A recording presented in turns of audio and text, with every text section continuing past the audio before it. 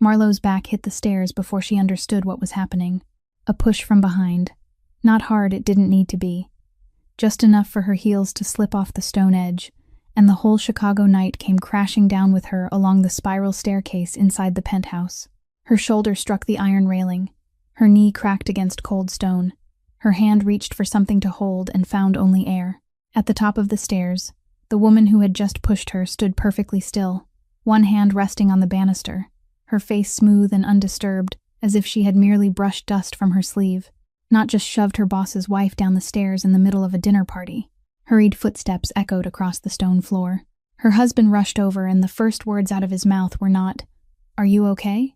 They were, "Did anyone see?" Marlowe lay there, the hem of her dress torn, her knee throbbing with pain, hearing that question ring clearly through the $1,000,000 penthouse. Her husband asked about witnesses before he asked about her. Then a hand appeared at the bottom of the staircase. Not her husband's. Another man, gray eyes, black suit, unnervingly calm in the middle of the chaos. He didn't ask if she was hurt. He simply held out his hand. Marlowe looked at the hand, looked up at the stranger's face. Then she pressed her own palm against the cold stone and stood up by herself. She took no one's hand. The man pulled his hand back without a trace of reaction. He said only one thing before turning away. "These stairs are steep. Next time, watch who's standing behind you." The words carried two meanings, and Marlowe understood both. That night, she didn't yet know that the gray-eyed man was the most powerful crime lord in the American South.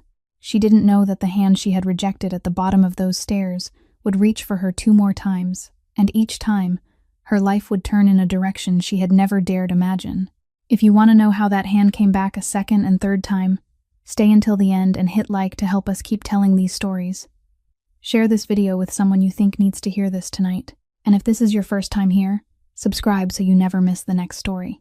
But before all of that, before the crime lord, before the escape, before the empire she would build with her own hands from thread and scrap fabric, this story began with a dinner she attended full of hope, and left with a bruise on her knee, and the truth that she had never been loved.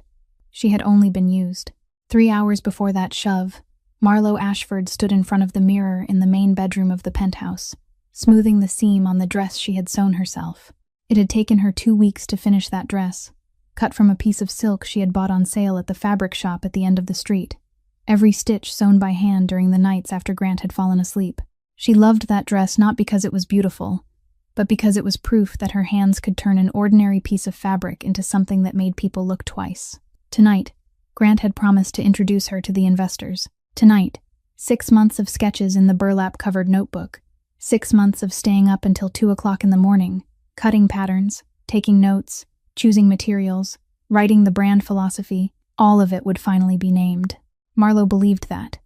She believed it because Grant had said it, and over the past 3 years, she still hadn't learned that Grant's promises were only worth something until they stopped being convenient. The penthouse sat on the highest floor of a building in downtown Chicago, the kind of apartment people stepped into and instinctively lowered their voices. 18 people sat around the long table, men in suits, women wearing jewelry, all of them the kind of people accustomed to making $1,000,000 decisions between the appetizer and the main course. Grant Holloway sat at the head of the table, 34 years old, CEO of Holloway Group, with a broad smile and a ringing voice. The kind of man who knew how to take every bit of light in any room. The Holloway Meridian Project was his prized creation, an urban complex paired with a sustainable fashion brand aimed at the community, the kind of project the press would call socially responsible and investors would call profitable. Marlowe sat to Grant's right. She was the only person in the room who didn't belong to this world. She had grown up in public housing on the outskirts of Pittsburgh.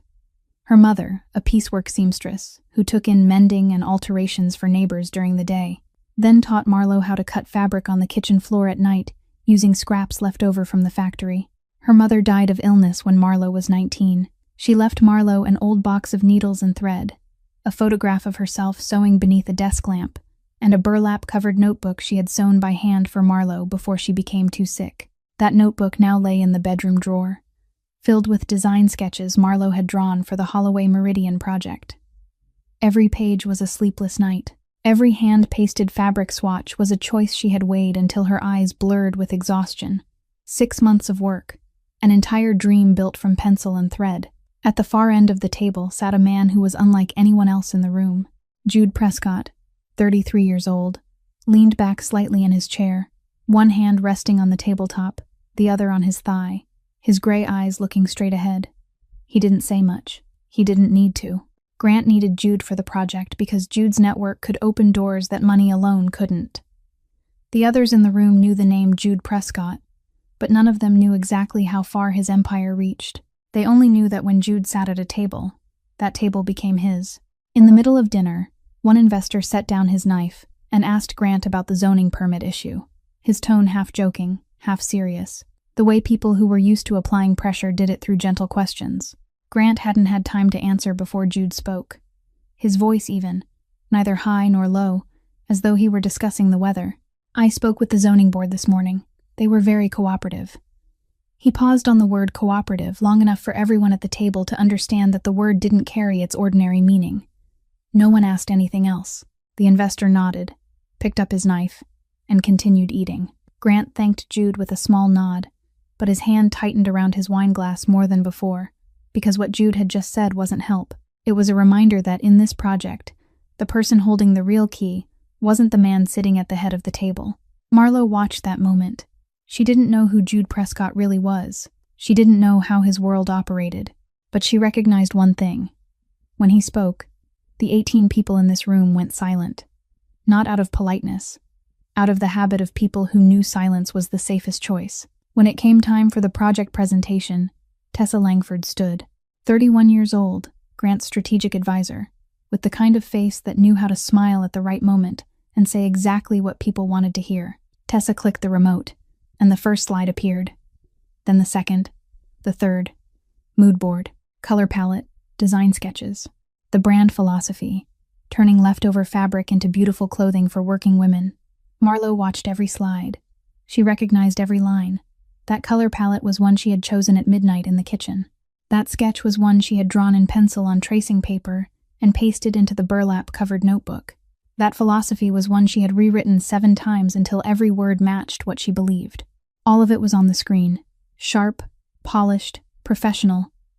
And beneath every slide was the credit line, Tessa Langford, Creative Director. The whole room applauded.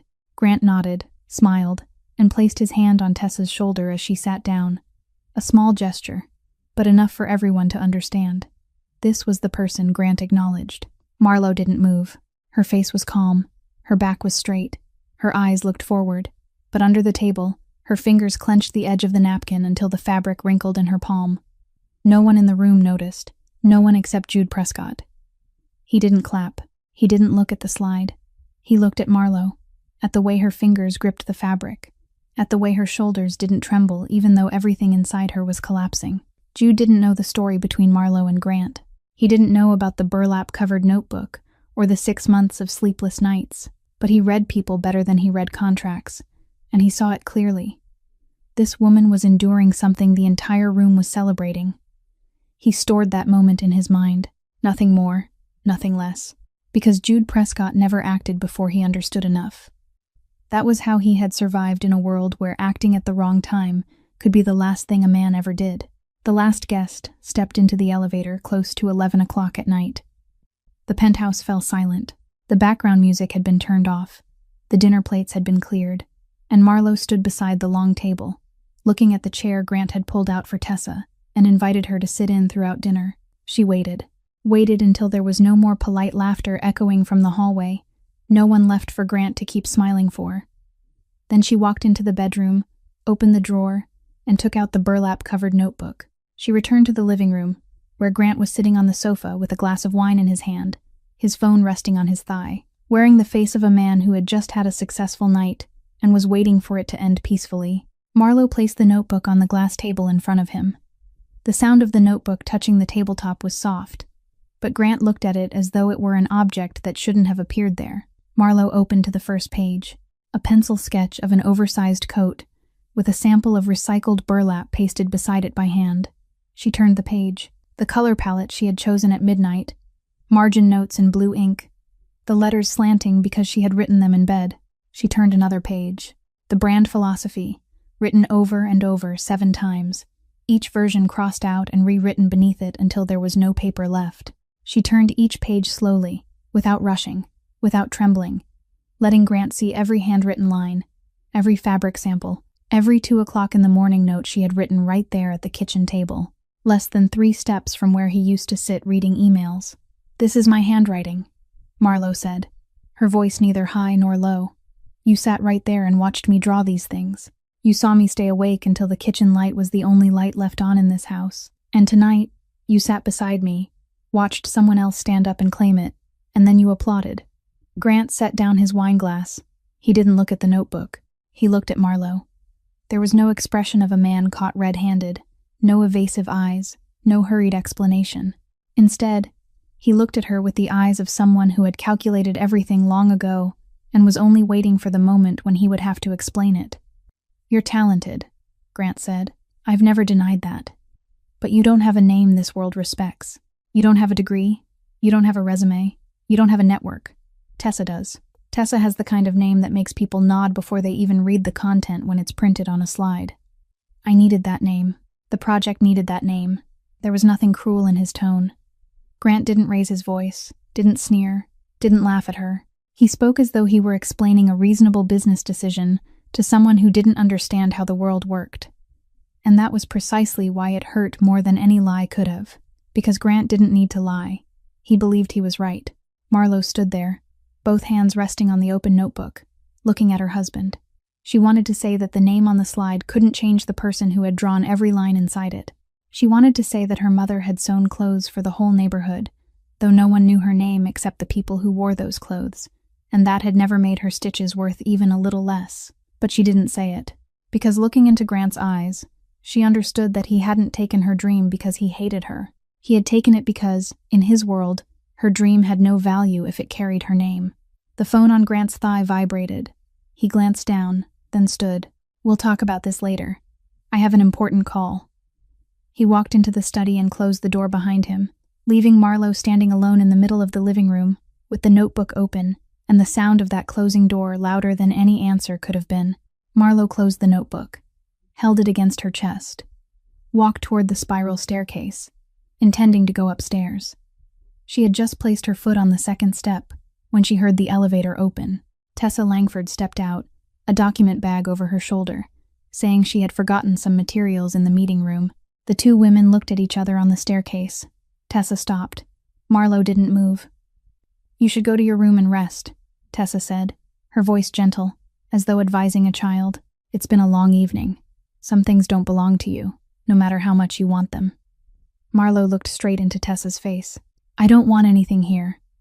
I want back what I made with my own hands." The smile vanished from Tessa's lips. It was the first time that night someone had spoken to her face with such directness. And Tessa wasn't the kind of woman who accepted being placed on equal ground with someone she believed didn't belong in this room. Tessa climbed one more step. Marlo didn't move back. And that was how Marlo ended up lying at the foot of the spiral staircase, listening to her husband ask about witnesses before he asked about her. Marlo locked the bedroom door behind her. Her knees were still burning. The hem of her dress was still torn, but she didn't look down. She sat on the edge of the bed, opened the laptop on the nightstand, and clicked into the folder named Meridian Design, where she had saved all 6 months of work. The folder was empty. She clicked again. Empty. She opened the cloud account, logging into the synced account Grant had set up for both of them when the project first began. Empty. She opened her email and searched for the messages she had sent Grant, with sketches attached, with design files, with notes asking for his opinion at midnight. The sent mailbox was still there, but every email related to the designs had disappeared, as if they had never existed. Marlo sat in front of the glowing screen, her fingers resting on the keyboard, but she didn't type another word. She understood. This wasn't carelessness, not a system error, not a coincidence. Someone had sat down, opened each folder, deleted each file, cleaned away every digital trace proving that Marlo Ashford was the person who had created the designs, now carrying Tessa Langford's name. Systematic, deliberate, prepared in advance. But they had forgotten one thing. The burlap-covered notebook was still in her hands, the handwritten original no one could erase with a single click. Marlo closed the laptop. She didn't cry. She didn't call Grant to demand answers. She sat still in the darkness of the bedroom, listening to Grant's voice on the phone drifting from the study across the hallway, and she made the coldest decision of her life. She would stay. Not because she forgave him, not because she still had hope, but because she needed time. 3 days. She gave herself exactly 3 days. The next morning, Marlo woke up, made Grant coffee as she did every day, asked if he had slept well, arranged his shirts in the closet, and smiled at the moments when a smile was required. Grant looked at her with the relief of a man who believed the storm had passed, who believed his wife had swallowed it down and accepted it, because that was what Marlo had always done for the past 3 years. He didn't know that the woman folding his shirts that morning was the same woman who would open the drawer of his desk that afternoon. On the first day, Grant went out for a meeting at 2 o'clock in the afternoon. Marlo waited 15 minutes after the elevator doors closed, then walked into the study. Grant rarely locked this room because he believed Marlo had no reason to enter it. She sat down in his chair and opened each drawer. The first 2 drawers held ordinary project files, lease agreements, architectural drawings, meeting minutes. The third drawer was locked with a small key. Marlo looked at the lock, remembering that Grant often tossed keys carelessly into the wooden box on the bookshelf. She found the key within 2 minutes. The drawer opened. Inside was a thick stack of documents, printed on high-quality paper, neatly clipped inside clear plastic folders. Marlo turned each page. Contracts with companies she had never heard of, but the amount on each contract was far too large to make sense for the kind of service listed. Invoices for fabric materials for the sustainable fashion line, priced 4 or 5 times higher than market value. Payment receipts for community consulting, from organizations whose registered addresses, when she looked closely, were empty buildings in the suburbs. Money flowed into Holloway Meridian from sources no one checked, then flowed out through invoices no one verified. The project wasn't just a project. The charitable fashion line she had poured 6 months of her heart into hadn't only had its name stolen. It was being used to inflate expenses, to push numbers through doors no one was looking into. Her dream hadn't been stolen. It had been turned into a tool. On the second and third days, Marlo returned to the study whenever Grant left the penthouse. She photographed every page of the files with her phone, every contract, every invoice, every small line at the bottom of the page that an ordinary person would have skimmed past. She created a new email address no one knew about, sent every photo there, then erased every trace from her phone. She wasn't doing this for revenge. She wasn't doing it to expose anyone. She did it out of the instinct of a woman who had already had her name erased once, and knew that when she left this place, she needed to have something in her hands to make sure no one could erase her again. It was self-protection. She didn't yet know that the photos in that secret inbox, many months later, would save a man whose face she currently remembered only through a rejected hand at the foot of the staircase. On the afternoon of the third day, Grant pulled a suitcase out of the dressing room and told Marlo he had to fly to New York for a board meeting that would last 2 days. He kissed her forehead, said he would call when he arrived, then stepped into the elevator. Marlo stood at the door and watched the elevator close, counted to 60 in her head, then went to the window and looked down at the street until she saw Grant's black car turn off the corner and disappear into the late afternoon traffic of Chicago. She turned back, walked straight into the laundry room. Not the bedroom, not the living room, not any room with security cameras whose positions she had spent 3 years living here memorizing one by one. The laundry room sat at the end of the hallway, small, windowless, with no reason for Grant to install a camera there because no one stole washing machines from a penthouse. It was the only room in the whole home where Marlo knew for certain no one could see her. She took the small fabric suitcase from under the shelf. The suitcase she had brought from Pittsburgh to Chicago 3 years earlier, before Grant bought her leather suitcases with combination locks and gold-plated luggage tags. She opened the suitcase and packed a few sets of clothes, the burlap-covered notebook, the photograph of her mother sewing beneath the desk lamp, and the old box of needles and thread. She looked at the suitcase, smaller than she had expected. 3 years living in a penthouse, and everything that truly belonged to her fit inside one carry-on suitcase. She zipped it shut, placed it back under the shelf, and pushed it deep inside until it was hidden. It wasn't time yet. She waited until night. At 11 o'clock, she turned off the bedroom light. At 12 o'clock, the penthouse was completely silent. At 1 o'clock in the morning, Marlo opened her eyes. Though she hadn't slept since she lay down, she got up and walked quietly to Grant's dressing room, turned on the small light. Her hand opened the wardrobe, moving past the neatly hung suits, looking for the charcoal gray one Grant liked to wear to board meetings on Mondays. She pulled it out, slid her hand into the inner pocket on the left side. Then she took her wedding ring off her finger. After 3 years of wearing it, The band of skin beneath the ring was paler than the rest, soft and slightly damp, like a place on her body that had forgotten what it felt like to be touched by light. She placed the ring inside the suit pocket. No envelope, no note, no explanation, just cold metal tucked into fabric, waiting until Grant reached into that pocket before the Monday morning meeting and felt something he hadn't expected. She hung the suit back up, turned off the light, and went to the laundry room to get the suitcase.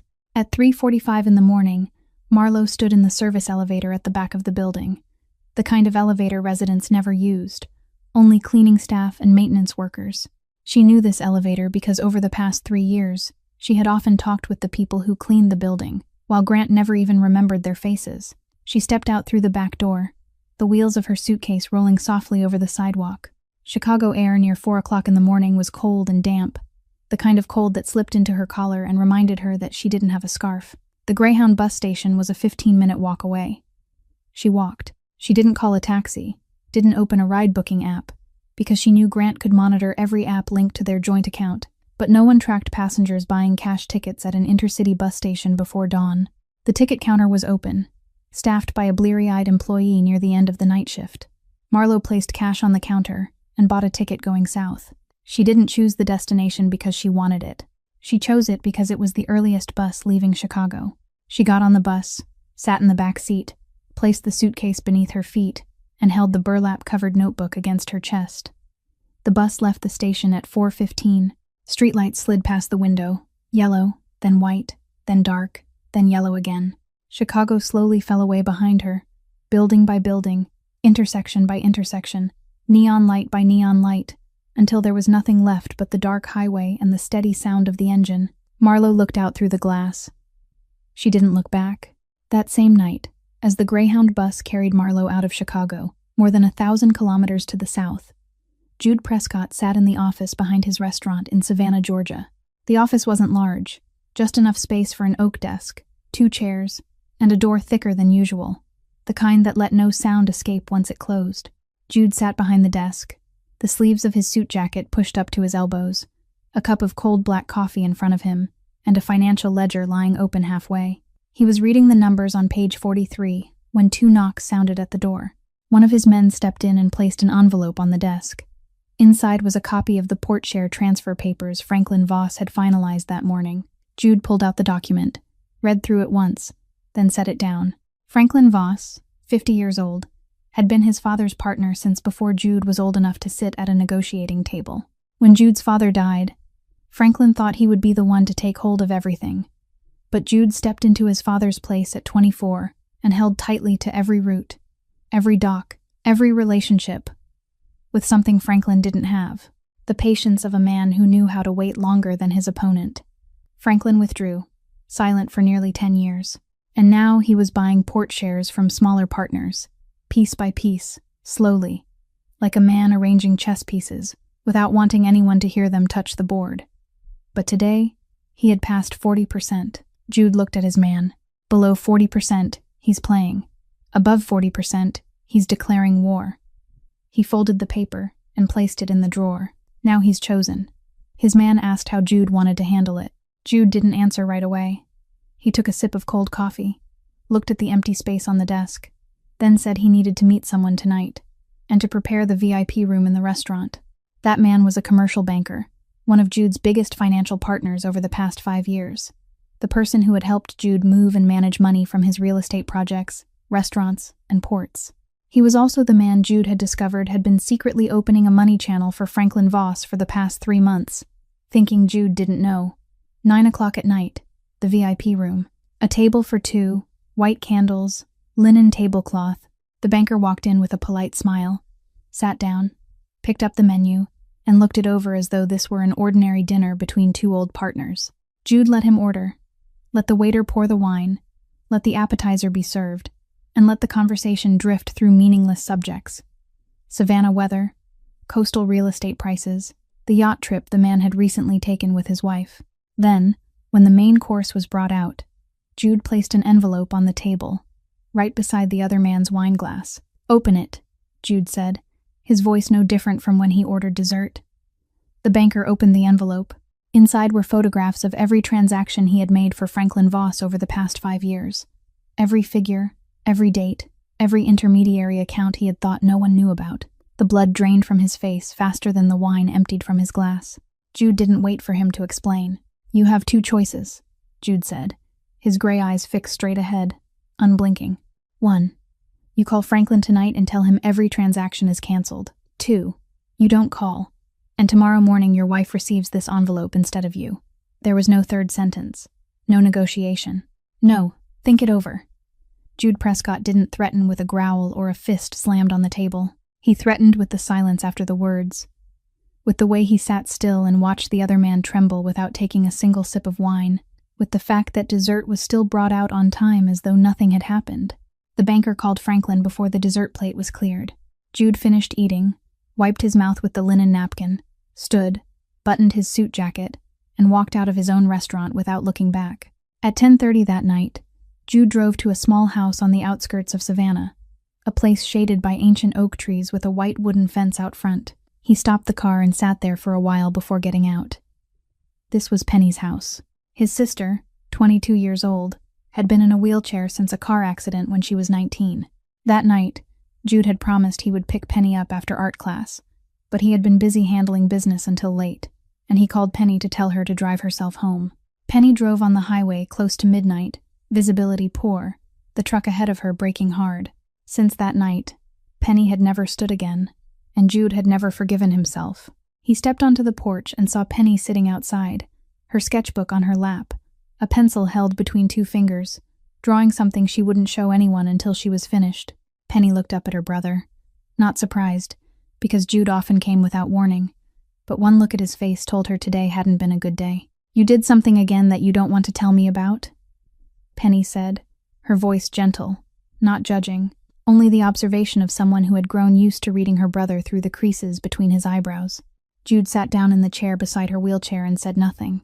He looked at the unfinished drawing on Penny's lap, looked at her fingers holding the pencil, looked at the way she tilted her head while drawing, exactly the way she had when she was little, and his chest felt heavier than any confrontation in the VIP room that night. Penny set the pencil down and looked at him. "You know, you're like the wooden chair in my room. Hard, solid, able to withstand anything. But no one wants to hug a chair." Jude smiled, but the smile didn't reach his eyes. He sat there a while longer, silent, while Penny went back to drawing, and the scratch of pencil against paper was the only sound between the two of them in the Savannah night. Marlowe didn't choose Savannah. Savannah chose her. In the way small cities sometimes choose people who no longer have the strength to keep going. The bus stopped at the Savannah station late in the afternoon on the second day of the trip, and Marlowe stepped down because she needed to use the restroom and buy a bottle of water.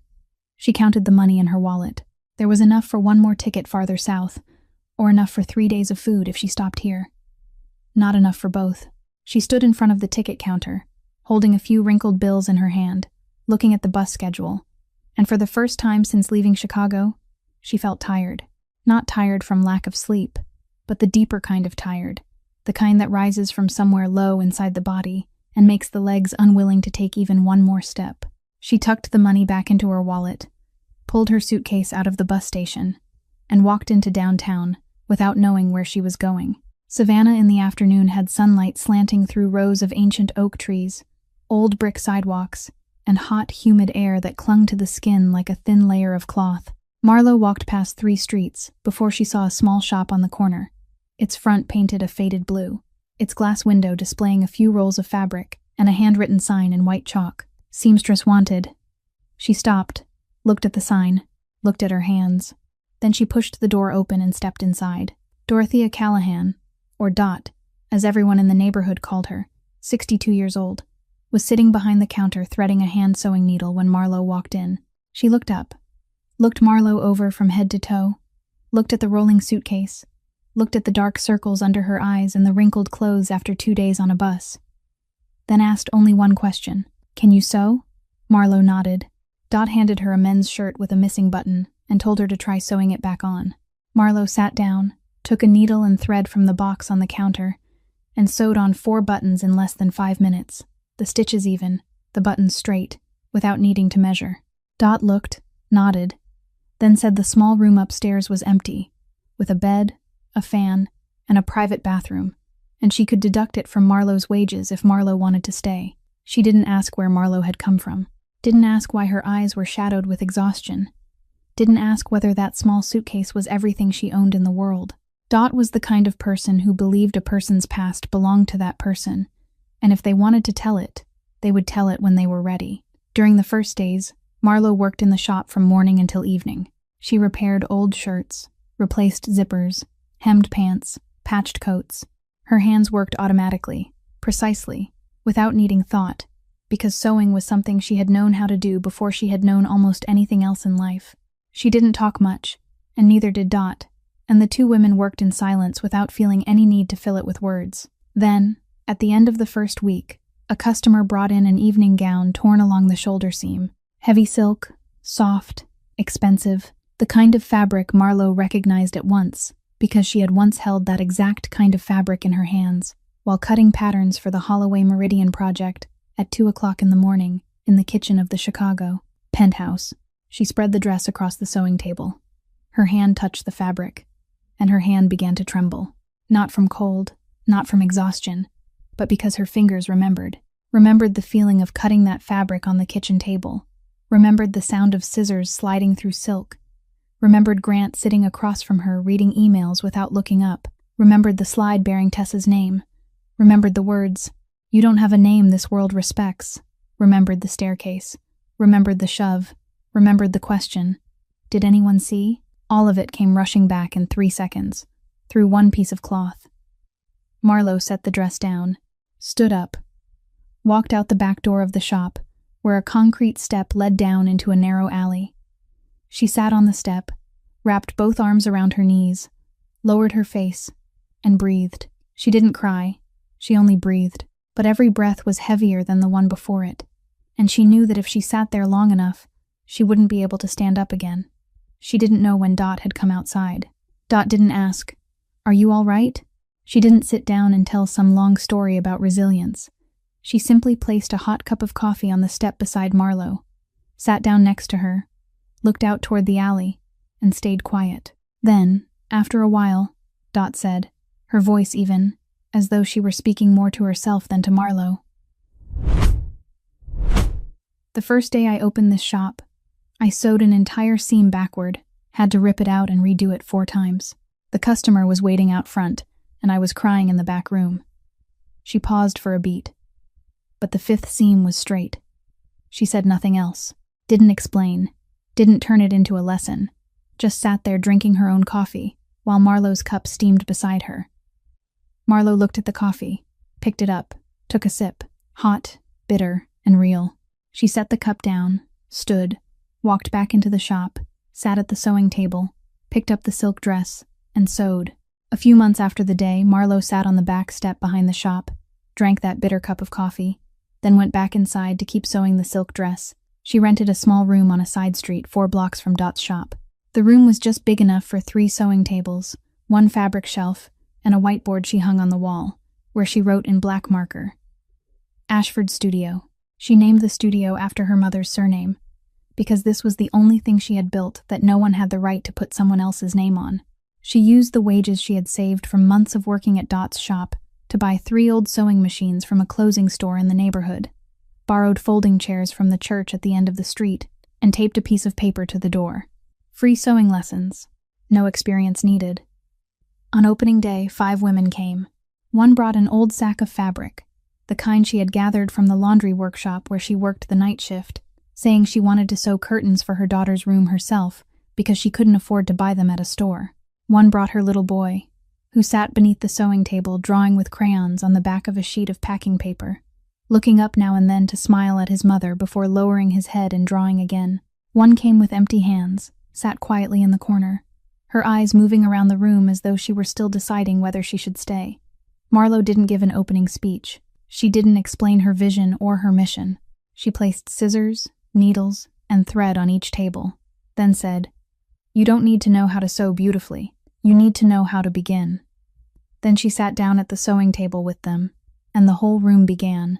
After the studio had been running for 2 months, Dot received a large sewing order from a new upscale restaurant in downtown Savannah. Curtains, tablecloths, linen napkins. The kind of order Dot's little shop rarely received because her regular customers were neighborhood people, not luxury restaurants, but the order paid well, and Dot accepted it. She finished most of the work, but on the afternoon of the delivery, her back started hurting, so she asked Marlo to take it to the restaurant, measure whether the curtains fit the window frames, and note anything that needed adjusting. Marlo packed the curtains and tablecloths into a large cloth bag and walked 10 minutes to the restaurant. She pushed open the glass door and stepped inside, and the room was quieter than she had expected, the kind of quiet that belongs to a place not yet open to guests, with the tables and chairs already arranged but not yet covered, the chandeliers already hanging but not fully lit. She looked around for the manager, and then she saw him. Jude Prescott sat alone at the far corner table, with a cup of coffee in front of him and a financial ledger lying open halfway. The sleeves of his suit jacket were pushed up to his elbows, exactly as they had been the night of the dinner in Chicago, exactly as they had been when he stood at the foot of the staircase and reached his hand toward her. The two of them looked at each other. Marlo stopped, her hand tightening around the handle of the cloth bag. Jude looked at her and set down his pen. No one said anything for 3 seconds. 3 seconds was enough for both of them to know that the person in front of them wasn't a stranger, and that the Chicago night wasn't something either one of them had forgotten. Then that moment was cut short. The restaurant door opened, and 3 men walked in with heavy footsteps and loud voices, demanding to see the owner immediately. The restaurant employee at the counter looked confused, then glanced toward Jude.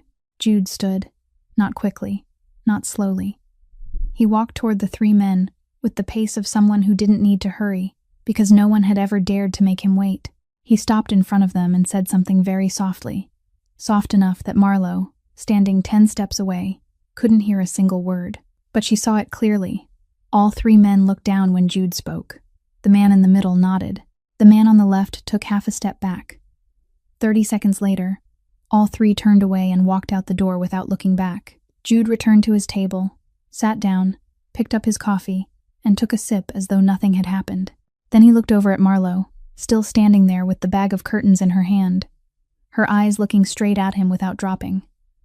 "Do you sew full suits too?" Jude asked. Marlo looked at the suit he was wearing, looked at the shoulder line, the chest line, the way the fabric fell along his arm. A tailor's eyes swept over the suit in 2 seconds and saw what the man wearing it didn't know. "This one's off by half an inch at the right shoulder," Marlo said. "I sew better than that."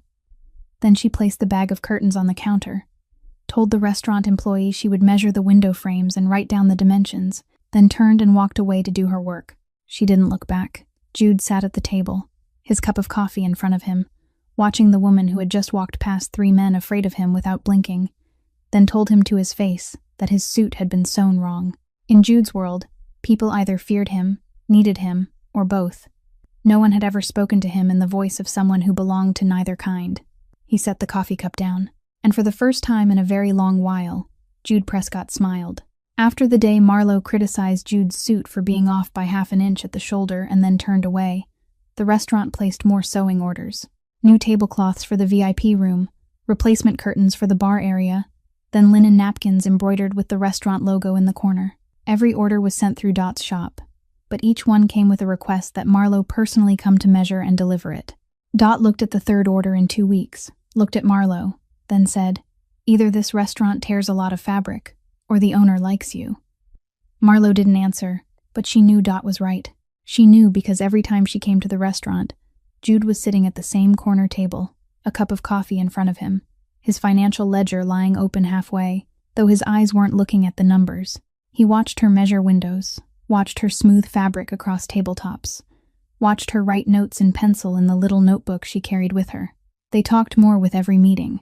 Not grand conversations, just Jude asking where she had learned to sew, and her saying from her mother, her asking when he had opened the restaurant, and him saying when he needed somewhere to have dinner where no one bothered him. Small questions, short answers, but each time they lasted a little longer than before, and each time Marlo stayed a little longer. Then Jude began stopping by Ashford's studio. The first time he came was on a Thursday afternoon, without warning, pushing the door open and stepping inside, looking around the small room where 4 women were sitting at sewing machines, the steady sound of machines running, the snap of scissors cutting fabric, the voice of someone asking Marlo how to thread a needle because her eyesight was poor. Jude sat down on the folding chair in the corner, Said nothing, did nothing, only sat there. Marlo looked at him, about to ask what he needed. But then she saw his face and stopped. Jude Prescott's face when he sat in the sewing studio was different from his face in the restaurant or in front of those 3 men that day. Not colder, not softer, only quieter.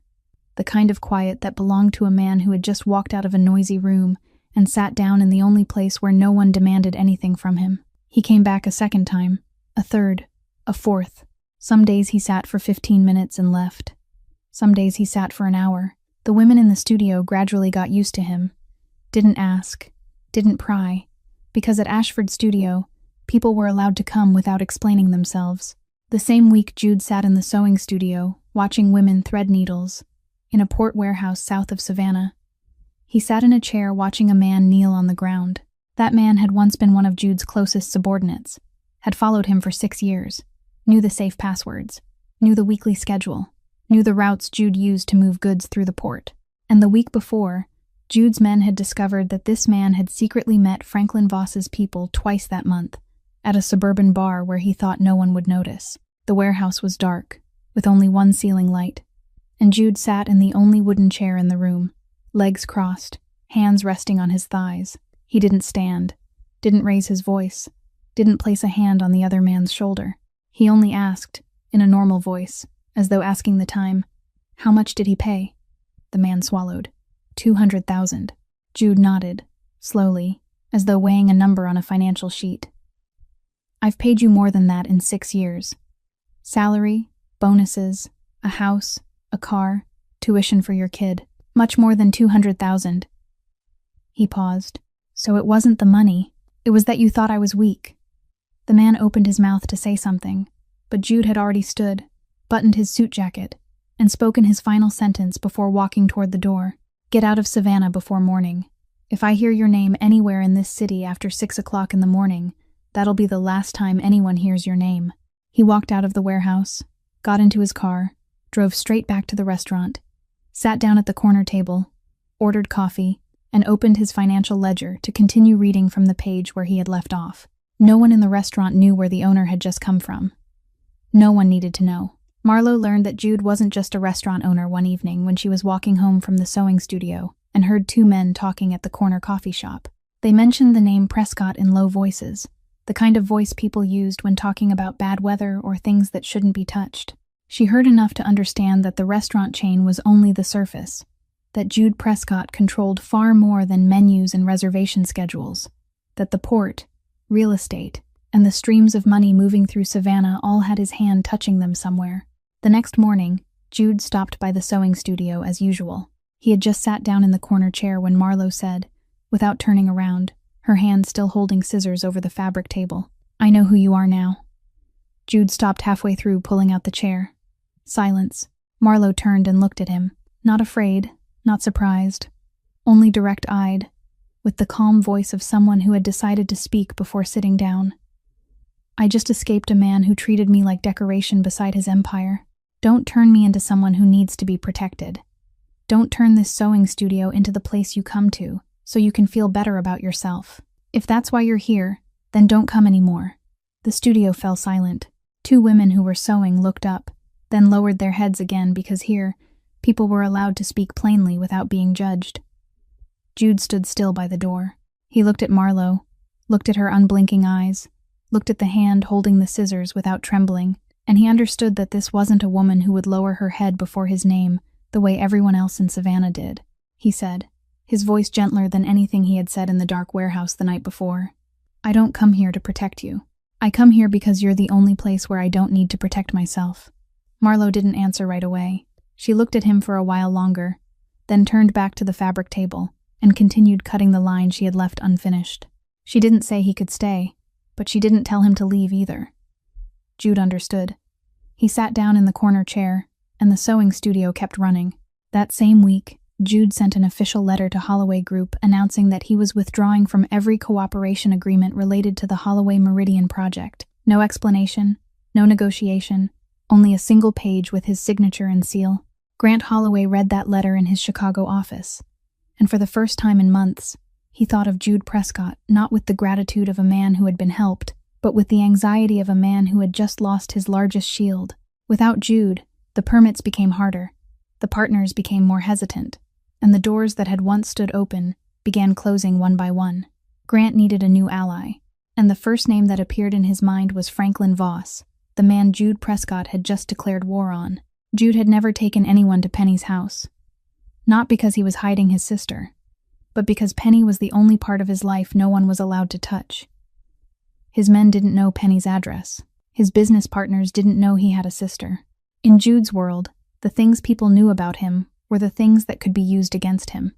So he kept Penny somewhere no one could reach, behind the rows of oak trees on the outskirts of Savannah, in a small one-story house he had bought in cash, under a name that wasn't his own. And yet, one Sunday afternoon, Jude drove to the sewing studio, stood in the doorway, and told Marlo he wanted to take her to meet someone. He didn't explain who, didn't say why, only said that if she wanted to, she could get in the car. Marlo looked at him for a while, then put her scissors into the drawer, turned off the sewing table light, and followed him. The car drove 20 minutes out to the suburbs.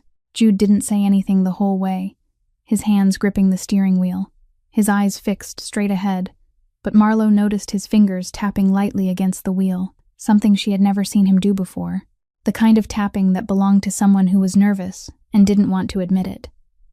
The car stopped in front of the house, with the white wooden fence. Jude turned off the engine, sat there for a few more seconds, then opened the door.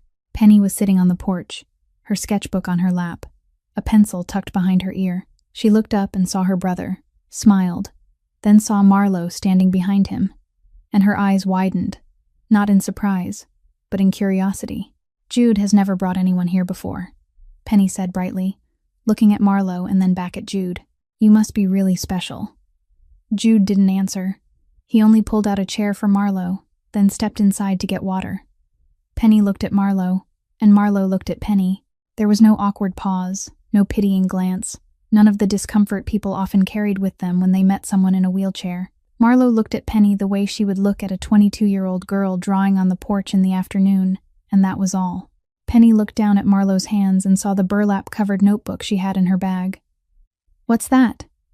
Penny asked, pointing to the notebook. Marlo took it out and placed it on the table between them. Penny pulled it closer, opened it, and began to turn the pages. One sketch after another passed beneath her fingers. Oversized coats, bias-cut midi dresses, puff-sleeved shirts, every page paired with hand-pasted fabric swatches and pencil notes. Penny turned the pages slowly, carefully, the way someone who loved drawing looked through the notebook of someone who knew how to draw. "You draw beautifully," Penny said, her finger lightly touching a curve on the coat sketch. "Can you teach me how to draw clothes? I keep drawing landscapes, and I want to try something different." Marlo looked at the young girl, looked at her bright eyes, looked at the ink smudges left by the pencil on her fingers, and she didn't see the wheelchair, didn't see tragedy, didn't see a sad story that needed comforting. She saw someone who wanted to learn. She pulled her chair closer beside Penny, placed the notebook on the girl's lap, took the pencil from behind Penny's ear, and set it in her hand. "You can start anywhere," Marlo said.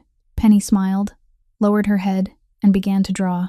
The pencil lines were uneven, not yet steady, but Penny drew with the passion of someone who had just been shown a door she hadn't known was closed. Marlo sat beside her, guiding her to lighten her hand here. Extend the curve there. Her voice soft and patient, the same kind of voice she had once heard her mother use when teaching her how to hold scissors and cut fabric for the first time on the kitchen floor in Pittsburgh. Jude stood in the doorway, holding 2 glasses of water he had forgotten to bring out. He watched Marlo sitting beside Penny's wheelchair, watched the two of them tilt their heads together over the notebook, heard Penny laugh when she drew something wrong, erased it, and drew it again, heard Marlo say, "That's beautiful. Keep that line." And he stood there for a very long time, not stepping out, because for the first time in Jude Prescott's life, he imagined something he hadn't known he was missing, a room where no one had to be afraid of anyone. When it was time to leave, Marlo was already in the car, and Penny caught Jude's sleeve, keeping him on the porch. She looked up at her brother, her voice gentle but clear. "She's different from everyone you've ever brought here." Jude bent slightly toward her. "I've never brought anyone here." "Then she's different from everyone you've introduced me to," Penny said, turning her wheelchair toward the door. "People look at me, then look away." She looked at me and sat down. Penny went inside. Jude remained standing on the porch, He said nothing, because Penny had just said exactly what he had felt from the very first day at the foot of the staircase in Chicago, but had never known how to put into words. The article appeared on a Tuesday morning in a national magazine specializing in community development and social enterprise. The headline came with a photograph of Marlowe standing inside Ashford's studio, scissors in hand, surrounded by women, seated at sewing machines, and the caption beneath it gave her full name: Marlowe Ashford, founder of Ashford Studio, Savannah, Georgia. The article told the story of a woman who had taught herself to sew through her mother, opened a studio offering free lessons to women in difficulty, turned leftover fabric into products that could be sold, and was becoming a model drawing the attention of many community organizations in the region. That article reached Grant Holloway at 9 o'clock in the morning, through the daily news summary his assistant sent by email. Grant read the headline, looked at the photograph, and his finger stopped on the screen. Savannah. Marlowe was in Savannah. He set the phone down, stood, walked into the dressing room of the Chicago penthouse, opened the cabinet on the left, and pulled out the small inner drawer. The wedding ring was still there, exactly where he had placed it after feeling it in his suit pocket on that Monday morning many months earlier. He clenched the ring in his palm, stood still for a while, then put the ring back, closed the drawer, and called Tessa Langford. The call lasted 14 minutes. After hanging up, Grant made one more call, this time to a number he had never thought he would call. Franklin Voss answered after the second ring. Grant gave Franklin two things: the address of Ashford Studio in Savannah, and the information that Marlowe Ashford was now very close to the territory of Jude Prescott, the man who had withdrawn from Holloway Meridian without explanation. Grant didn't say directly what he wanted Franklin to do. He didn't need to. Franklin Voss had waited nearly 10 years to find a crack in the wall Jude Prescott had built, and now Grant Holloway had just shown him exactly where that crack was. Tessa acted faster.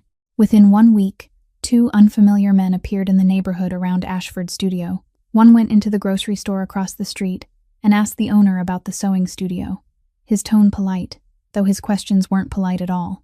The other walked back and forth in front of the studio for 3 days straight, never coming in, only standing there to look before walking away.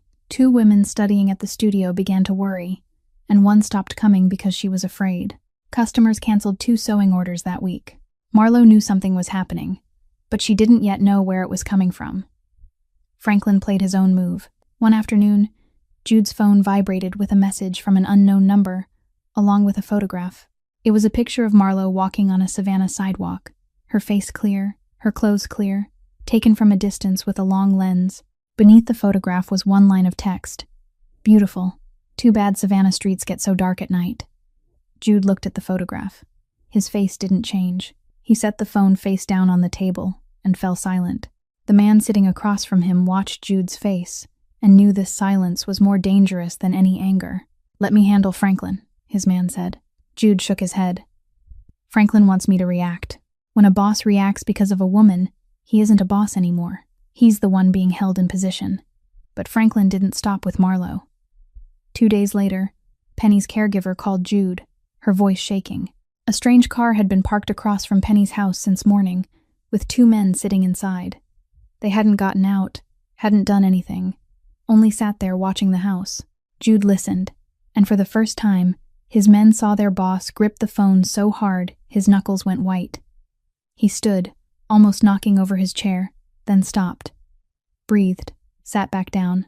He made 3 phone calls in a row, one to his private security team, ordering them to move Penny immediately, one to the property manager, telling him to prepare the safe house north of the city, one to Penny.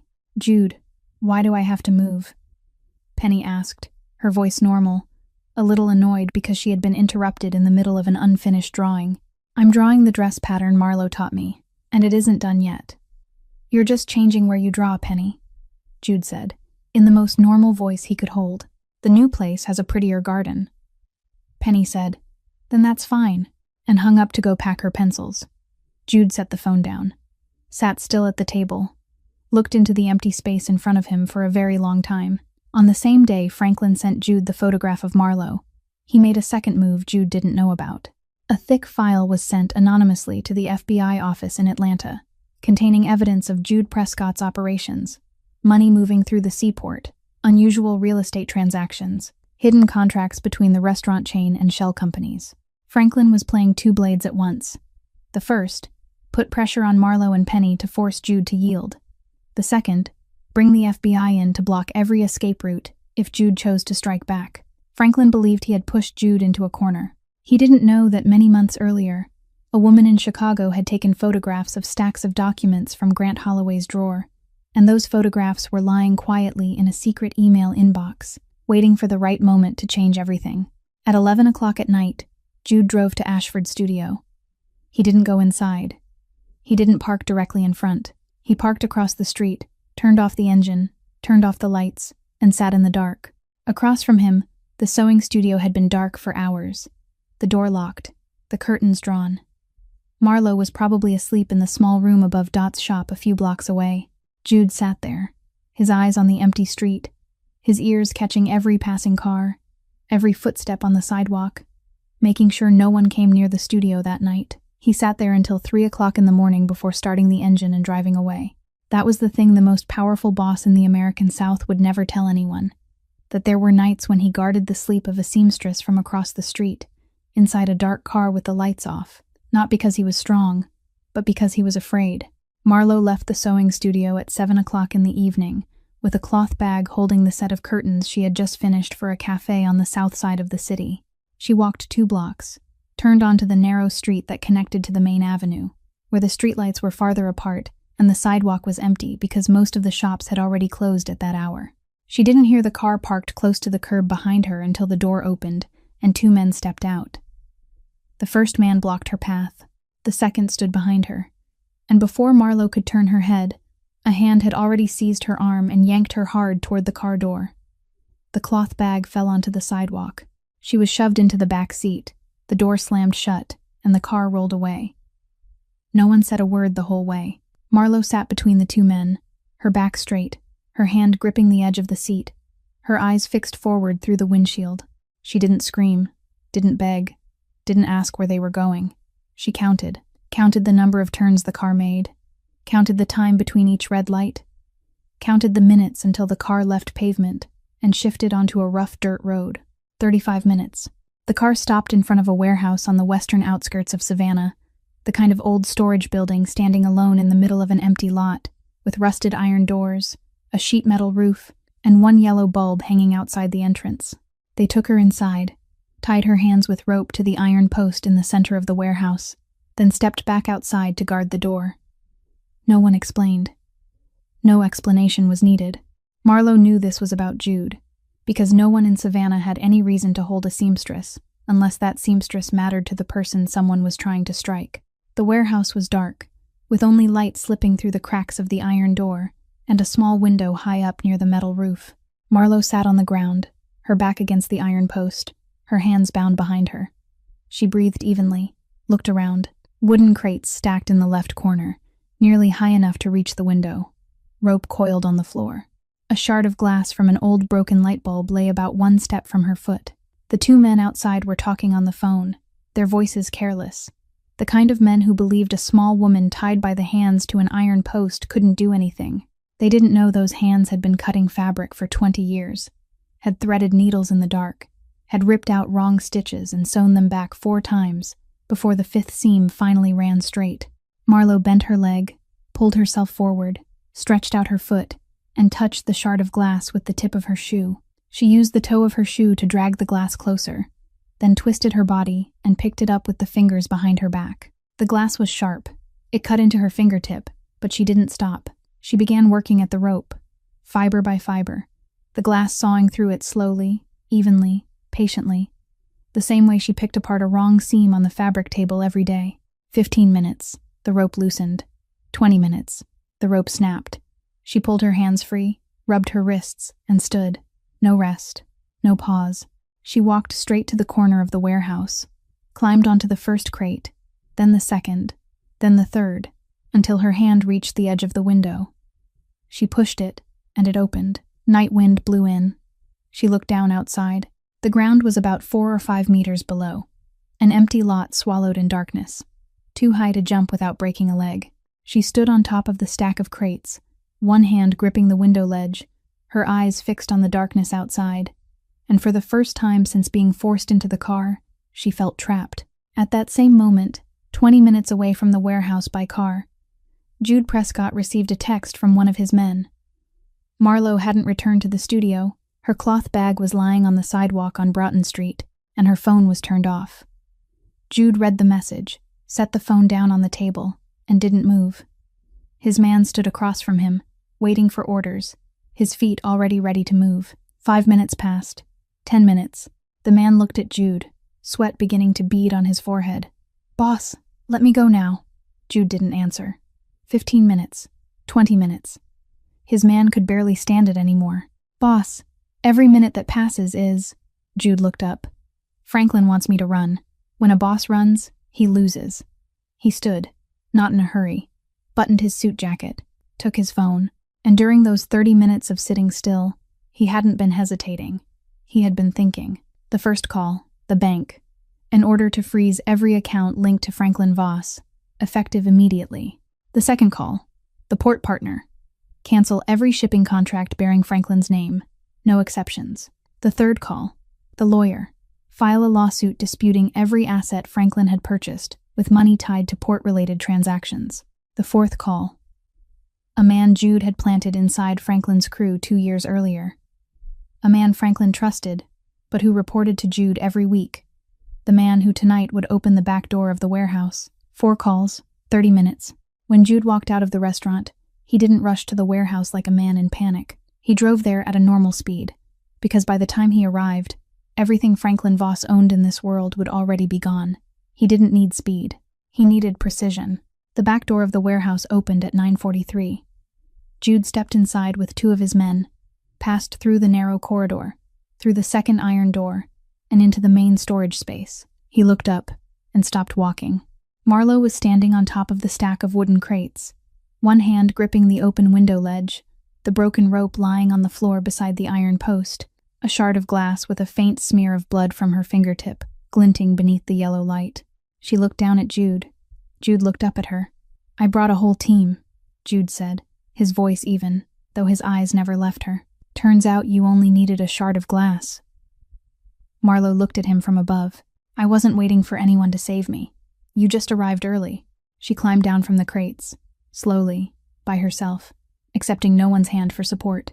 When her feet touched the floor, Jude had already turned and walked toward the warehouse's front entrance, where Franklin Voss had just arrived in a black car, stepping out with the confident expression of a man who believed he held the advantage.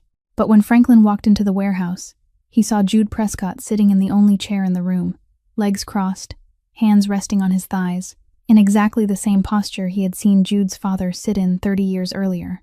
Marlowe stood behind Jude, free, her hands no longer bound, her eyes looking straight ahead. Jude spoke, his voice no louder than the wind slipping through the crack of the window. "You sent men to my sister's house. You took my woman. I don't forget those 2 things. But you should know that in the last 30 minutes, your accounts have been frozen, your shipping contracts through the port have been canceled, and my lawyer is filing suit to dispute every asset you've purchased over the last 10 years. Franklin stood still. The confident smile on his face slowly went out like a light losing power. "When you sit in my chair, it's called ambition," Jude said, standing and buttoning his suit jacket. "When I sit in yours, it's called consequence." Franklin looked around the warehouse, looked at his own men standing motionless because Jude's planted man had locked the door behind them, looked at Marlowe standing free, looked at Jude standing before him with those cold gray eyes Franklin had seen in his father 30 years ago and had hoped never to see again. Franklin Voss walked out of the warehouse without saying a word, not because Jude spared him, but because he looked around and understood there was nothing left to return to. No accounts, no contracts, no allies, no way out. 30 minutes, 4 calls, and everything Franklin Voss had built in 10 years had been cut apart by the patience of a man who knew how to wait longer than his enemy. Jude drove out of the warehouse district, turned onto the main road, and said nothing. Both his hands gripped the steering wheel, tight, all 10 fingers white at the knuckles. Marlowe sat in the passenger seat, her back against the seat, her hands resting on her thighs, the small cut from the shard of glass still on her finger. She didn't look out the window. She looked at his hands on the wheel. Jude Prescott had just sat still for 30 minutes, made 4 phone calls, destroyed the empire of a 50-year-old boss, walked into a warehouse as though he were walking into his own living room, and spoken words that made Franklin Voss leave without looking back. But now, in the driver's seat, his hands were trembling. Not much, only enough for Marlowe to notice because she was used to watching people's hands. She watched the hands of men being fitted for suits every day, watched the hands of women holding needles for the first time, watched Penny's hands drawing on paper. Hands said more than mouths did, and Jude's hands right now were saying that everything calm he had shown inside the warehouse had been a performance, and this was the truth. "You're scared," Marlowe said. It wasn't a question. Jude looked straight at the road, his jaw tightening. "I'm not scared." "You're scared because you almost didn't get there in time," Marlowe said, her voice calm, light, but every word as precise as a scissor cut through fabric. "And you're thinking that if you weren't in the life you're in, tonight wouldn't have happened.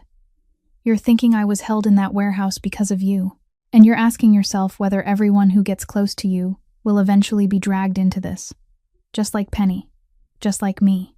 Jude didn't answer. His hands tightened harder around the steering wheel. The car kept moving, streetlights sliding across the windshield, and Jude's silence was clearer than any words he could have spoken. Because Marlowe was right. She was right about every word. "Pull over," Marlowe said. Jude looked at her for the first time since they had gotten into the car. Marlowe looked back. "Pull over, Jude." He steered toward the curb, stopped the car, and turned off the engine. The engine went quiet, and inside the car, there was only the sound of their breathing. Marlowe turned in her seat and looked straight at him. "I don't need you to be perfect," she said. "I don't need you to quit. I don't need you to become someone else. I just need you not to turn into the man who locks himself inside a dark car at 3 o'clock in the morning because he thinks being near him is dangerous, because he thinks he doesn't deserve for someone to choose to stay." Jude sat still. The gray eyes that all of Savannah looked into with caution now looked at Marlowe, and in those eyes there was no coldness, no power, no calculation, only exhaustion, the kind of exhaustion that belonged to a man who had carried everything alone for too long. He lowered his head until his forehead almost touched the steering wheel, and he was silent. Not the silence of a boss, the silence of a 33-year-old man who had almost lost something he didn't dare name, sitting in a car beside the woman who had just spoken the exact truth he had never allowed anyone to say. Everyone in Jude's life either feared him, needed him, or both. Marlowe didn't fear him and didn't need him. She saw him afraid, said to his face that she saw it, and still sat there. She didn't leave. Marlowe reached out and took Jude's hand on the steering wheel. Her fingers, still marked by the small cut from the shard of glass in the warehouse, closed around his fingers, still white from gripping the wheel the whole way. She didn't say anything else, neither did Jude. He only turned his hand over, let his palm face upward, and held her hand. The two of them sat in the silent car at the side of a Savannah road, hand in hand, and that was more than any promise the most powerful man in the American South had ever received. Franklin Voss's final bullet wasn't fired by hand. It came through the mail. 1 week after the night at the warehouse, 2 FBI agents appeared at Jude's restaurant in the middle of the day, placed a search warrant on the reception counter, and demanded access to all financial records related to the seaport, real estate, and transactions moving through the Prescott Holdings restaurant chain. Jude sat at his familiar corner table, watching the 2 federal agents move through his restaurant with document boxes, and his face didn't change. But his men panicked. Calls flooded Jude's phone all afternoon. Partners were worried. His lawyer advised him to leave the country while he still could, and his men asked which documents they should start destroying first. Jude listened to each call, then told all of them the same thing: "I'm not going anywhere." He knew the file the FBI had received came from Franklin. He knew this was the move Franklin had prepared before every road was cut off at the warehouse. He knew this bullet had been fired before Jude had even had the chance to sit in Franklin's chair that night. But Jude also knew that running meant losing, and Jude Prescott had never lost by running. He called his most trusted man and took from his private safe a USB drive containing data he had collected on Franklin Voss for nearly 10 years. Every illegal transaction, every shipment of unclear origin moving through the port, every unlawful payment to officials Franklin had used to buy his way through. Jude sent the USB drive through a private channel to the FBI in Atlanta, along with a brief message through his lawyer. "You're looking at the wrong man. This is the right one." On the same day the FBI appeared at Jude's restaurant, Marlowe was sitting in the sewing studio when Dot walked in and said 2 people had been asking about Jude Prescott at the grocery store next door. asking whether she knew anything about his business operations. Marlo listened, set down her scissors, and sat still. She thought about the night in the warehouse, thought about Franklin, thought about Grant. Then she thought about a secret email inbox she had created months earlier in Chicago, when she photographed every page of the files in Grant Holloway's locked drawer, not for revenge, only for self-protection. She opened her phone and logged into that inbox for the first time since the day she left Chicago. The photographs were still there, page by page. She went through them again, reading more carefully than she had the first time. And she saw something she hadn't noticed back in Chicago, because she hadn't yet known who Franklin Voss was. In the stack of Grant's fraudulent records, there were transfer contracts from Holloway Group to companies she now recognized as Franklin's shell companies. There were receipts for strategic consulting, paid by Franklin to Grant, with large sums and no service attached. There was evidence that Franklin had used the port network to move goods of unclear origin for himself, unrelated to Jude. And there were traces showing that Franklin had made illegal payments to at least 2 officials on the zoning board to clear the way for his private real estate deals. All Franklin, not Jude. Marlo called Judith Wainwright, a civil rights attorney she knew through a woman at Ashford's studio, whom Judith had once helped in a divorce case. She sent every photograph of the records. Judith reviewed them, called back within 2 hours, and said, "This is enough evidence for the FBI to change the direction of the investigation. I'll submit it immediately." Judith filed the records with the FBI in Atlanta that afternoon. The same afternoon, Jude's USB drive arrived there too. 2 sets of files, from 2 different sources, taking 2 different routes, landed on the same desk and pointed to the same man, Franklin Voss. Within 1 week, the FBI shifted the investigation. Jude was cleared of suspicion. Jude learned he had been cleared on Friday afternoon when his lawyer called with the news. He hung up, sat still for a while, then drove to the sewing studio. Marlo was folding fabric on the table when he stepped inside. "The FBI backed off," Jude said, standing in the doorway. "The lawyer said they received files on Franklin from an anonymous source, not from me." Marlo didn't look up, her hands still folding fabric. "You gave Franklin's files to the FBI too?" Jude asked. "I gave them to a lawyer," Marlo said. "The lawyer gave them to the FBI." Jude was silent for a moment. Then he said, in a voice carrying something Marlo had never heard from him before. Not surprise, something closer to confusion. "It's the first time I've ever felt unnecessary." Marlo looked up at him. "You're not unnecessary. You're just not used to someone fighting with you instead of fighting for you." Jude looked at her. She looked back.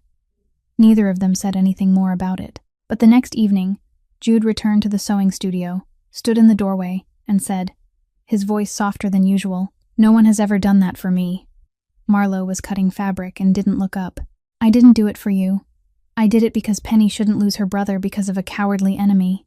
Jude stood in the doorway a while longer, watching her cut fabric, watching the hands that still carried the small scar on one fingertip from the shard of glass in the warehouse.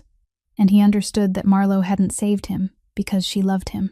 She had saved him because she believed Penny deserved to have her brother, and she acted according to what she believed, whether the person being saved was a boss or a street sweeper. That wasn't love. It was something larger than love. It was respect. And Jude Prescott, the man who made all of Savannah lower its head, realized he had never been respected by anyone in that way before. That same week, Tessa Langford made one final attempt. She sent 2 men to Ashford Studio on Saturday morning, when the studio was at its busiest, demanding that Marlo close the place, saying the landlord was about to reclaim the space, saying the neighborhood didn't need a sewing studio. But when the 2 men reached the door, they found 7 women already standing outside. They didn't shout, didn't raise signs, didn't call the police. They simply stood there, arms crossed, looking straight ahead. The woman standing in the middle, the one who had brought the old sack of fabric on opening day, said only one sentence. "She taught me how to sew clothes for my own child. If you want to get through this door, you'll have to step over me."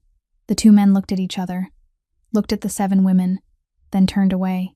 They didn't come back. 1 week after the FBI withdrew its investigation, Jude sat in the office behind the restaurant with his most trusted man, the one who had followed him from the earliest days when Jude first took power at 24, the only one left whom Jude still trusted completely. On the table was a stack of papers, agreements transferring operational control of the seaport, the shipping routes, and the entire network of related partners. Jude had already finished signing before his man arrived. He pushed the stack of papers across the table. His man looked at the first page, looked at Jude's signature, then looked up at his boss, and said nothing for a long while. He knew this wasn't a rushed decision. Jude Prescott never did anything in a rush. But he also knew that the stack of papers in front of him meant the world the two of them had built for nearly 10 years would be changing hands, and the man sitting across from him would no longer be the boss holding every string. Jude still kept the restaurant chain, still kept the legal real estate, still kept enough influence that no one would dare touch anything that belonged to him. But the front line, where money moved through the port, where contracts were signed in the dark, where every wrong decision could pull everyone around him into danger, he let go. "Boss," his man said, his voice low, "if you step back, who holds Savannah?" Jude stood, buttoned his suit jacket, looked at the man who had followed him for nearly a decade, and said, "I don't hold Savannah. I hold two people. Savannah can take care of itself." He gave his man one light pat on the shoulder, then walked out of the office behind the restaurant, past the bar, past the kitchen, past the front door, out into the Savannah afternoon sun. For the first time in nearly 10 years, Jude Prescott walked out of his own restaurant without the weight of an empire on his shoulders. He got into his car and drove toward the sewing studio. 3 months after the day Jude handed over control of the seaport, Marlowe received a call from Judith Wainwright, the 58-year-old civil rights attorney. Her voice calm but clear, said the Senate committee in Washington, D.C., had opened a public hearing on corporate fraud in community development projects, and Holloway Group was on the subpoena list. Judith asked whether Marlowe was willing to appear as a witness.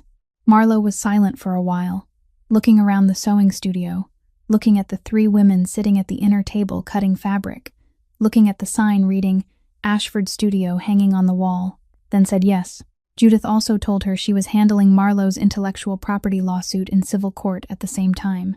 But the Senate hearing was about financial fraud, not copyright. Marlowe was coming there as someone who had witnessed a community dream being turned into a cover for illegal money. On the morning of the hearing, Marlowe stood in front of the mirror in her hotel room in Washington, D.C., and put on the navy blue dress she had sewn herself. She had made that dress over 2 nights at the studio, with fabric Dot had given her, with the steady stitches of hands that had been cutting and sewing all her life. She wore no jewelry, no high heels. She wore the flats she wore every day at the studio, and she carried the burlap-covered notebook. The Senate hearing room was wide, with a high ceiling and white lights, the kind of room designed to make the person sitting in the witness chair feel small. 2 rows of seats for senators were arranged in a semicircle. In front was a long table for witnesses, and behind it were rows of seats for the public and the press. Grant Holloway sat on the right side of the room beside his defense attorney, wearing a gray suit, his face controlled, but his eyes restless. Tessa Langford wasn't there. She had been separated from Holloway Group the previous month, when evidence of her role in stealing the designs and inflating costs began to surface, and she was now facing separate legal charges in federal court. Grant sat alone, with no Tessa to shield him, no Jude to hold the permits, no one to blame but himself. Judith Wainwright stood before the committee and presented the records in a steady, precise voice. She compared Marlowe's burlap-covered notebook with the designs Holloway Group had used for the fashion line credited to Tessa Langford. Every date written in the notebook, every pencil stroke, every hand-pasted fabric swatch, all of it came at least 6 months before Tessa was credited as creative director.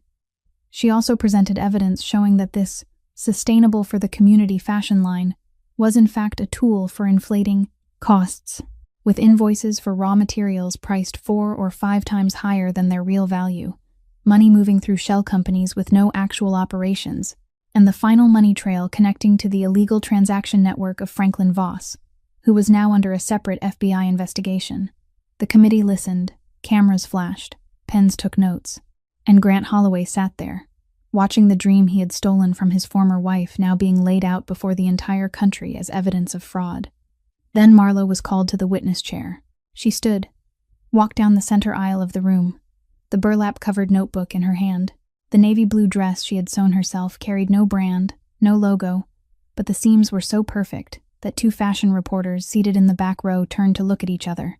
Marlowe sat in the witness chair, placed the notebook in front of her, and when the chairperson asked whether she wanted to make a statement before answering questions, she nodded. She spoke, her voice neither high nor low, not trembling, the voice of someone who had practiced speaking with the truth, until the truth no longer frightened her.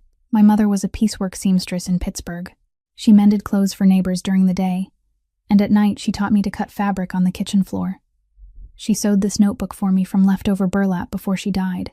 I drew in this notebook at 2 o'clock in the morning, at the kitchen table, with a pencil, and I believed those lines would help women like my mother wear beautiful clothes without having to be rich.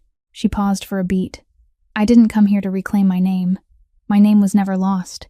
It lives in every stitch of the notebook my mother made for me. I came here so women like my mother will never be erased again. The hearing room fell silent. Not out of politeness, not because of rules. Silent because no one wanted to be the person who broke that moment. A senator in the front row took off his glasses, wiped his eyes, then put them back on. Grant Holloway looked down at the table in front of him, and for the first time, he didn't look like a man preparing a response. He looked like someone who had just heard his sentence, not from a court, but from the woman he had once believed would never stand up. During the recess, people stepped out into the hallway. Marlo was walking toward the restroom when Grant stopped her. He stood in the middle of the hallway, his gray suit more wrinkled than it had been that morning, his eyes red, his voice low. "You're destroying everything we built." Marlo stopped, looked at him. Looked at the man who had once promised to introduce her to investors. The man who had sat beside her and nodded while Tessa took credit. The man who had said, "You don't have a name," and then walked away to answer a phone call. "We didn't build anything, Grant," Marlo said. "You didn't protect. You possessed. And when I stopped letting you possess me, you called it betrayal." Grant opened his mouth, but Marlo had already walked past him. She didn't look back. Not because she was angry, because she didn't need to. Her footsteps echoed over the stone floor of the Senate hallway. Steady, firm, like the rhythm of a sewing machine once the seam had finally gone straight. Across the street, 1 block from the Senate building, there was a small corner cafe with glass windows looking out toward the building's front. Jude Prescott sat at the table by the window, a cup of cold coffee in front of him, his phone in his hand streaming the hearing live. He didn't enter the hearing room because men like him didn't sit in front of cameras inside the Senate building, especially not when the FBI had only cleared him of suspicion 2 months earlier. But he had flown to Washington that morning, arrived at this cafe before the hearing began, and had been sitting there for 3 hours, watching Marlo on the small screen. He watched her enter the hearing room in the dress she had sewn herself, watched her place the burlap-covered notebook before the committee, watched her speak about her mother, about stitches made at 2 o'clock in the morning, about women who should never be erased. And when the hearing room went silent after Marlo's final sentence, Jude Prescott sat in the cafe across the street, alone, holding his phone. And for the first time in his life, he didn't need to control anything at all. Didn't need to hold power. Didn't need to calculate the next move. Didn't need to make sure everything went his way. He only needed to watch.